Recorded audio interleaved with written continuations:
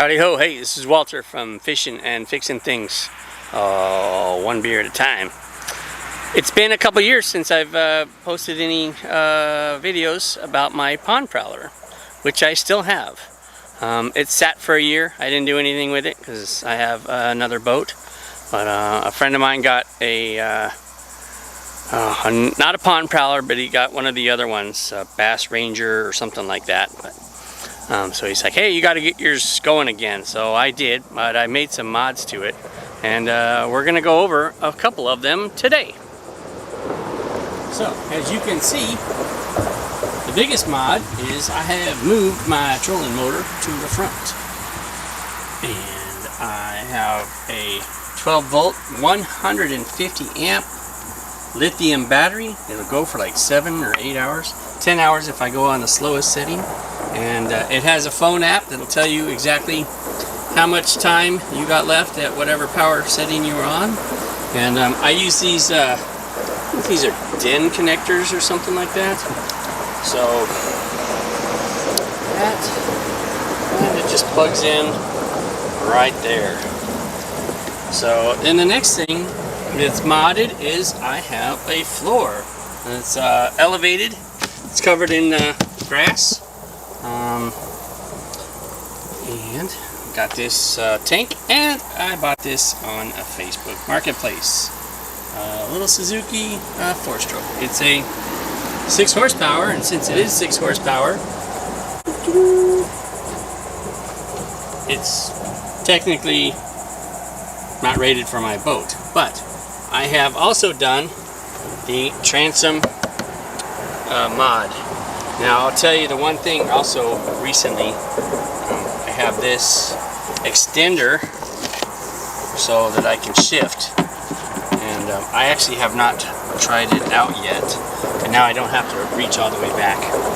And we're going to try it out. We'll see how it works today. I feel like it's going to get caught up in some stuff. So one of my mistakes that I made was I had this piece of Starbright board right here that I wanted to mount on here, and I thought I will just take and divide this whole thing by 3. 1, 2, 3. Let's try that again. 1, 2, 3, and put these right in the middle. What I should have done is move these wider.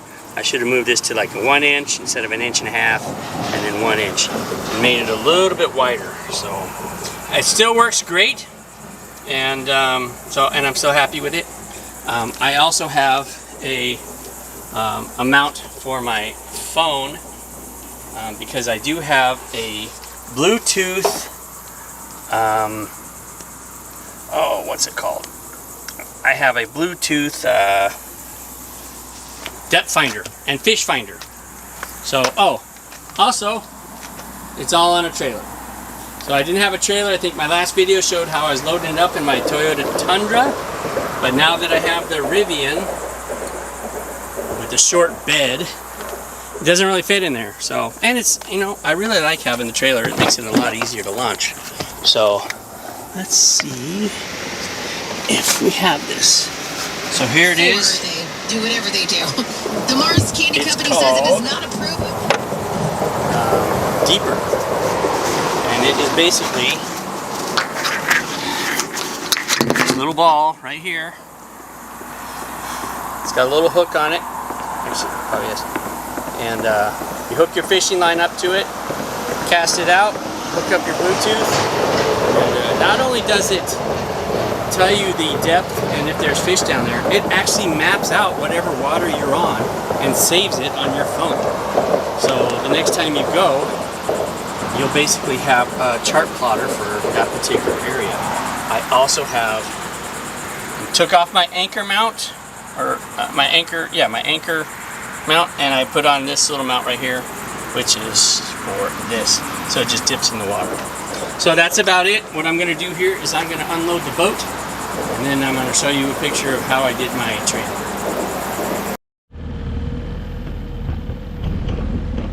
Alright, well, we're off. So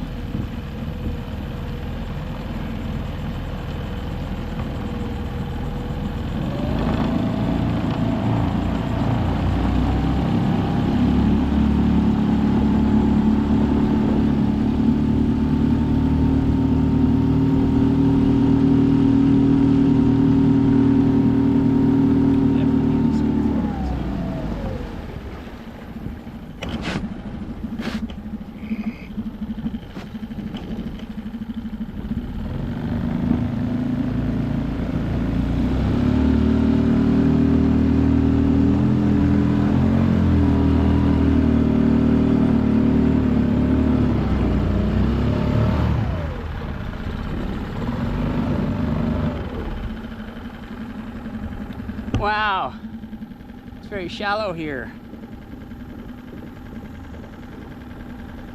Once I get it on plane, it'll be fine, but wow, it's like very shallow.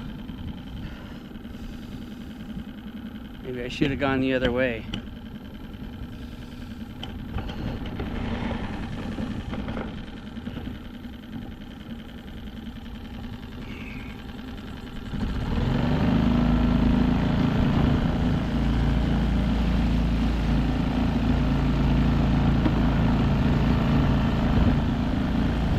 So FYI, I'm just in the St. Johns River.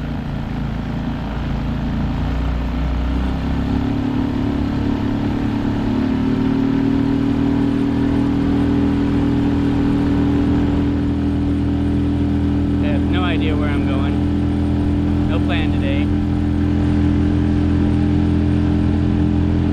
It's almost on plane.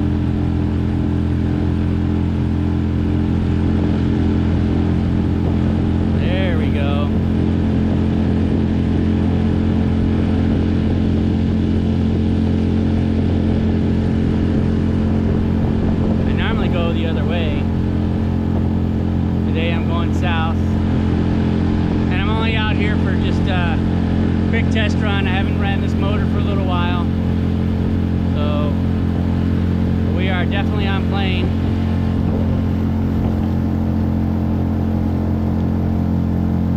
I'm guessing we're maybe doing 9 knots. I think one time I had it up to 12. Actually, the fact is, I think I might have some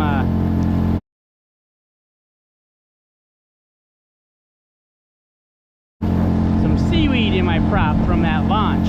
So, but we'll just see.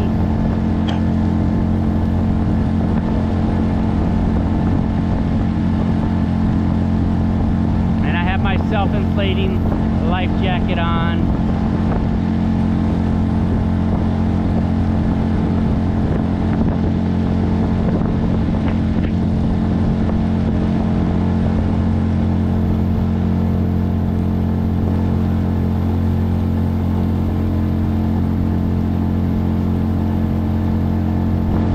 Hoping to stay in the middle here, and hopefully that'll be good enough.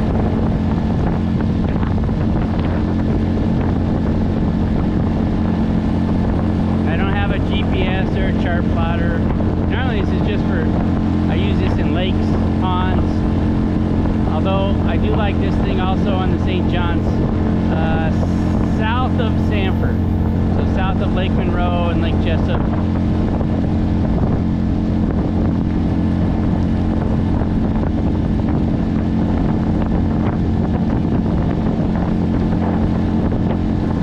Thing about this motor is that it has a tank on the top and a tank down here. So when I run out, I feel like I have a reserve. That only works if you got the switch in the right spot and you're only burning from the main tank.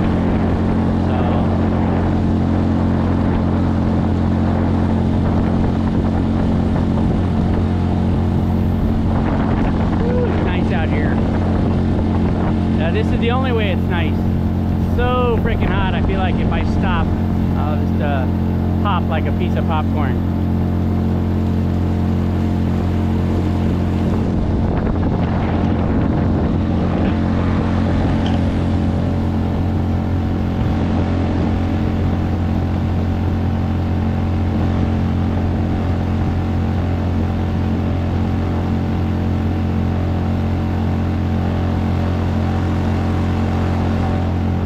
You get the idea.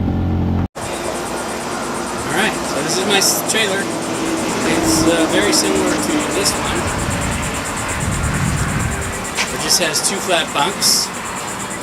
And then I just added a piece of plywood on there. It's not marine grade. I think it's only like 5/16. And I'm sure I'll have to replace it every season. It was like $23. Hopefully I'll still be able to use it. But the grass makes it very nice for it to just slide on and slide off. And of course with the crank cranky thing. So I paid $400 for this trailer that I believe the guy said was 22 years old. Never used in salt, and I don't plan on using it in salt either. But who knows? Maybe I will. So, anyways, this is my simple trailer, and let's get on the boat.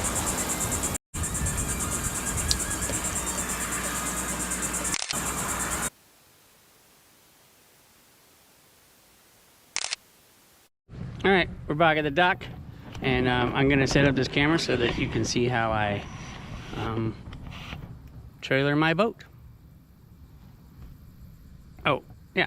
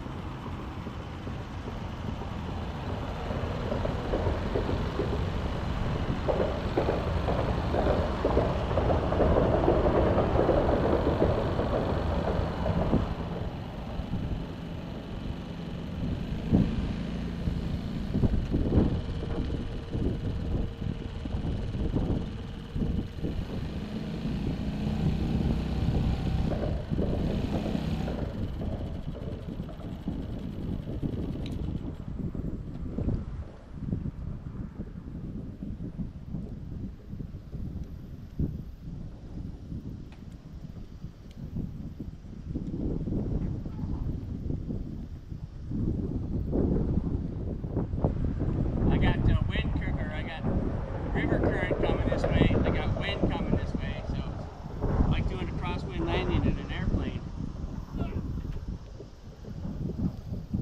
But all in all, it's still pretty simple. And then I raised my motor up just to the first notch.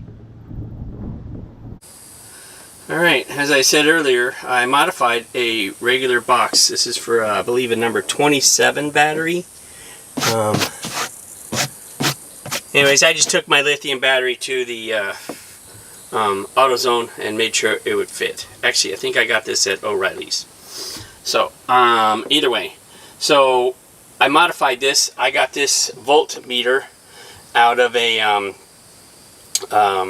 from a parts golf cart. And it's funny because you don't need this. As a matter of fact, this will always say 13 until it'll go from 13 and it'll drop down to 6 in the last 2 minutes. So even if your battery's half charged, it'll still say 13. So you don't need this part. I added the cigarette lighter right here, and I also added a double USB-A and one USB-C. So then, on the other side, excuse my crappy filming, I wired in a DIN, I believe what this is called, a DIN plug. So like I can just plug my my motor right into it, or if I move the motor to the back, as the pond prowler has this little adapter that's plugged into here. I can plug this in somehow. I don't remember how. But, and then there's also a DIN plug in the back if I happen to move the trolling motor to the back. Inside,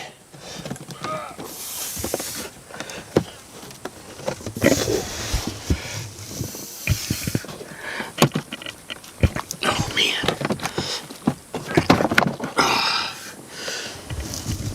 you can see that I've got 4 total wires going to my positive. One goes through the circuit breaker, and then it goes to the USB 3C, and the other one goes to the voltmeter. The other one goes to the post that's on the outside, and the last one goes to the DIN plug. So just like that, and it works out pretty good. It's cheaper than buying one that's already made, especially if you got these parts. And that's it. Oh, I also have here this, they call this a universal connector, but it's used on battery chargers.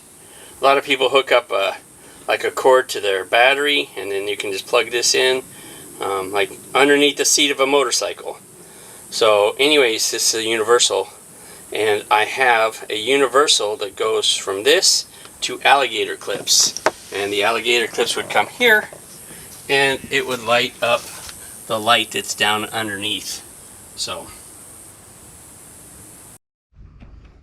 alright, so this concludes the 2026 Pond Prowler, what are we calling it, mods update.